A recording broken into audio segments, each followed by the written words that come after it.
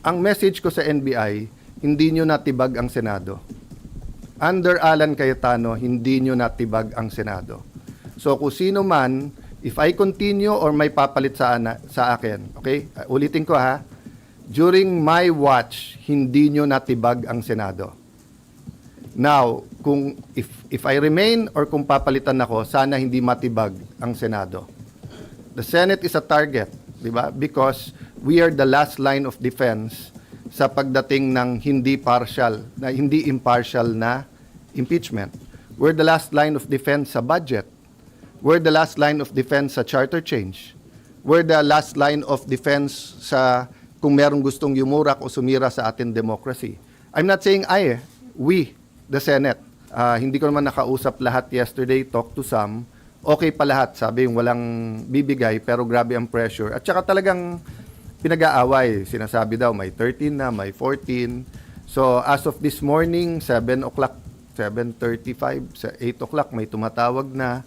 So okay na, wala namang hindi sumasagot sa chat groups at sa communication namin, di ba? Having said that, if may palitan naman, it would be smart naman to tell us in the last minute. And so it would be smart to tell in the last minute, and I won't take it against them. So we're going to have a short majority caucus, but we met over the weekend, hindi lang kami kompleto. We all agreed naman na in accordance with the Constitution and the rules of the Senate, dalawa ang priority parate, di ba? Organization of the Senate. And so the committees naman na hindi controversial na pwede na naming basahin. And then to go to straight to refer the articles of impeachment to the Committee on Rules, which will report out right away, and then mag-convene na yung impeachment court. So that's the plan. Having said that, there are 24 senators. Some have already manifested to you their intent to bring up other matters which are most welcome. If ako tatanungin, I'd rather tapusin muna yung dalawang yon dahil precisely hindi pwede namang sobrang daming priorities. We have to prioritize. So when I say organizing the Senate, that's the committees, of course, any move to change the leadership is also a priority. That's the prerogative of anyone, anytime.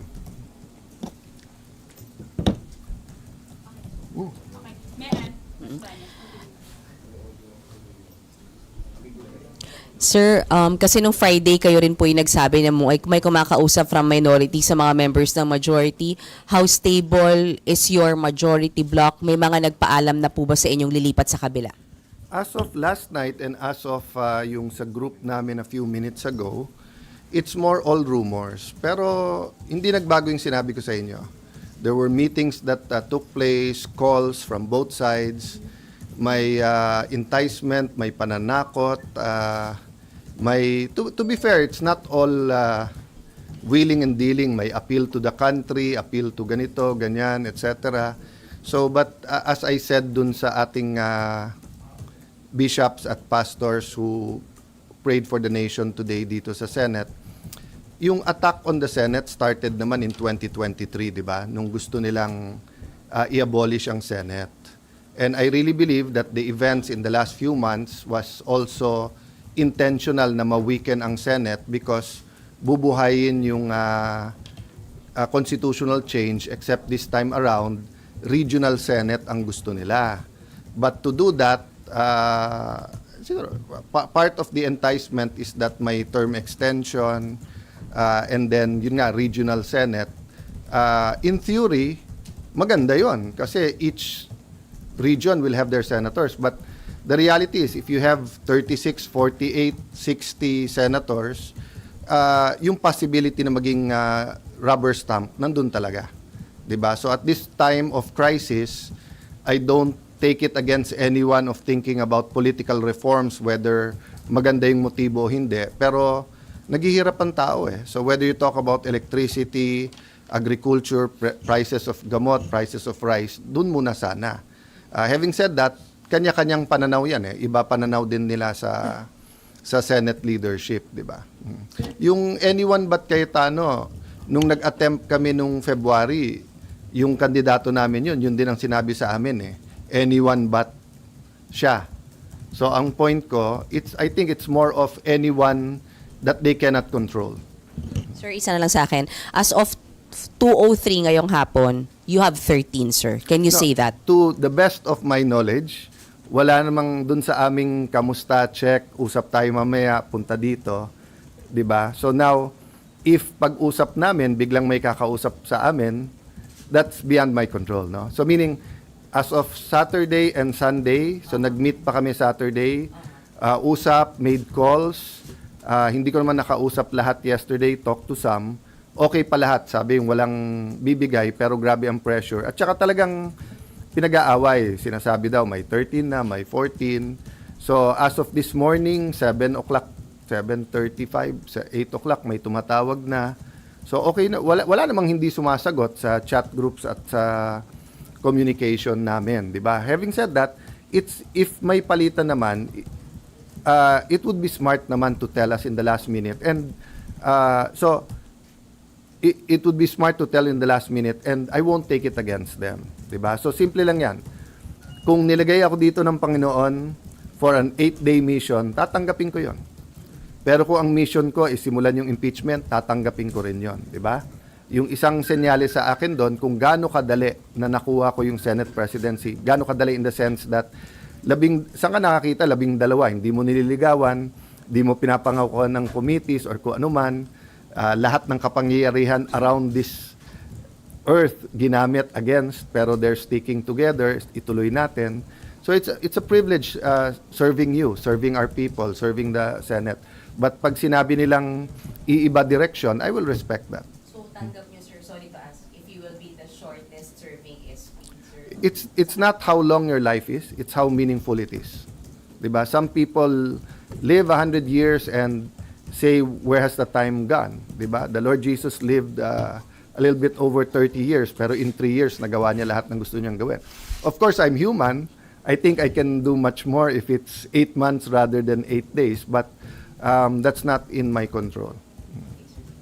Timor Santos, Newswatch. Hi sir. Sir, your reaction lang po, merong mga calls for your resignation after what happened. Binabatikos po yung pag-alis ni Senator Bato, the shooting incident, and si Director Matibag also said you should be held accountable. Your reaction to all these? Okay. Hindi pa naman ako SP, pinagre-resign na ako eh. Buong buhay ko naman ganun eh, 'di ba? So certain people are called for the job. So even before I took office as Senate President, tinanong ko sa 12, bakit ako? And may reason kung bakit ako. Maybe because I was there during the time of crisis. You remember, nung pandemic, nag-break ang Senate, di ba? Ang House, mas marami kami. Gusto nila mag-break kami. Sabi ko, hindi pwede. Kailangan makita nila may gobyerno. Konti na lang siguro tayo dito. I don't blame naman yung mga nag-suggest sa akin Wednesday night na wala daw pasok the next day, Thursday, at i-cancel lahat. Sabi ko, hindi pwede. Kailangan makita nila may gobyerno dito. So, ang message ko sa NBI, hindi nyo natibag ang Senado. Under Alan Cayetano, hindi nyo natibag ang Senado. So, kung sino man, if I continue or may papalit sa akin, okay? Ulitin ko ha, during my watch, hindi nyo natibag ang Senado. Now, kung if I remain or kung papalitan ako, sana hindi matibag ang Senado. The Senate is a target, di ba? Because we are the last line of defense sa pagdating ng hindi impartial na impeachment. We're the last line of defense sa budget. We're the last line of defense sa charter change. We're the last line of defense sa kung merong gustong yumurak o sumira sa ating democracy. I'm not saying we, the Senate. But leadership matters. Di ba? So, dun sa nagsasabing take responsibility, kayo pumasok dito, kayo na maril eh. Tapos kami pagre-resignin nyo. Dapat kayo mag-resign. Di ba? Pati yung mga ibang nagsasabing take responsibility for the shooting. I take responsibility for my reaction. Di ba? So, kung mamato ako dito, batuhin nyo ako pabalik, kayo magre-resign. Ako na mato eh. The one who takes, you take responsibility for your action. So I will take responsibility for my reaction, how I handled everything. But I cannot take responsibility for them shooting at us. Confirmed na, may gunpowder yung hinuli. Sa loob ng Senado hinuli yun, ha? Until this time, may nagsasabi sa Pangulo na ang NBI daw nasa GSIS, wala daw dito sa loob. At hindi daw nagpaputok. So makikita mo, there's a lying all over going around. If they can lie with that simple thing, di ba? So sabi ko nga sa grupo namin, guys, hindi pwedeng maging general rule yung ginawa ng NBI. Tinetesting nila yung Senado.